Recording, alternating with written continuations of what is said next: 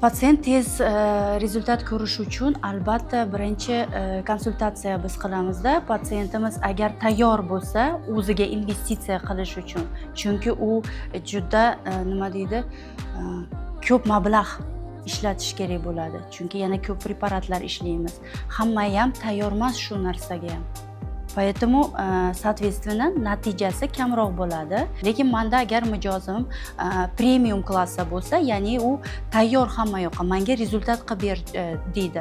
Albatta, srazu rezultat bo'ladi после protsedura. No men keyin tushuntiraman.